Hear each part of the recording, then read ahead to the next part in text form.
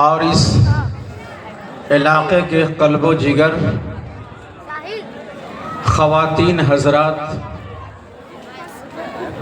میں اللہ تبارک تعالیٰ کا بہت شکر گزار ہوں کہ اللہ پاک نے ہمیں اور آپ کو نمونہ سلف اور اپنے اکابر کی یادگار شخصیت حضرت مولانا مفتی عبدالقیوم صاحب کی قیادت میں قرآن پاک کی نسبت پر ہمیں اور آپ کو یہاں جمع ہونے کا موقع عطا فرمایا۔ اللہ تبارک تعالی ہماری اس نسبت کو قبول فرمائے۔ میرے بھائیوں،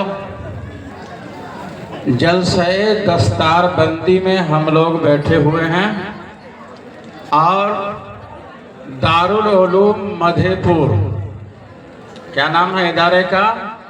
دارالعلوم مدھے پور۔ ایک عام بات ہے، اگر دیوار میں گیند کو مارتے ہیں تو اس سے بل کھا کے ٹکرا کر کے گیند کہاں آتا ہے؟ ہماری طرف آتا ہی نا، تجربہ ہے نا۔ جب دارالعلوم بولا جاتا ہے تو دنیا کی عظیم درسگاہ دارالعلوم دیوبند سے ذہن ٹکراتا ہے، دل ٹکراتا ہے پہلے، اور پھر وہاں سے بل کھا کر کے دارالعلوم مدھے پور میں ہم پہنچتے ہیں، ہے نا۔ تجربہ یہ ہے، صرف دارالعلوم بولیے تو ذہن کہاں پہنچ جاتا ہے؟ دارالعلوم دیوبند، اور پھر وہاں کی در و دیوار سے ذہن، فکر اور دل و دماغ ٹکرا کر کے مدھے پور کے دارالعلوم مدھے پور کے اس احاطے میں آ جاتا ہے اور وہاں کی برکت لے کر کے آتا ہے۔ اللہ تعالیٰ وہ برکت ہم سب لوگوں کو نصیب فرمائے۔ میرے بھائیوں، میری تقریر شروع ہونے سے پہلے تقریر کا شرط نامہ میرے ہاتھ میں تھمایا گیا ہے، آدھا گھنٹہ کا ٹائم میرے لیے ہے، اور وقت کا خیال کرنا چاہیے، اس لیے کہ بڑے بڑے مقررین کو حضرت نے جمع فرمایا ہے، ان سب سے بھی فائدہ اٹھانا چاہیے۔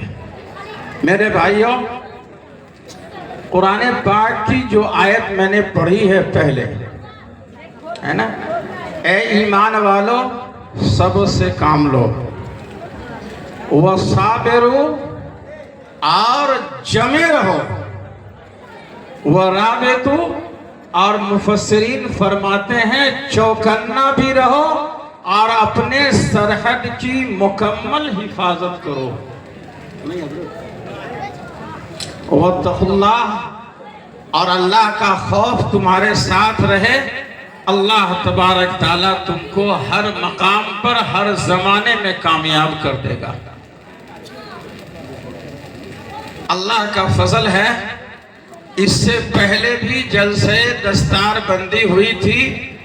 الحمدللہ حضرت کی مخلصانہ دعوت پر اس پورے خطے کی بابرکت اور عظیم شخصیت حضرت مولانا مفتی قاضی حبیب اللہ صاحب رحمت اللہ علیہ کے ساتھ میری حاضری ہوئی تھی،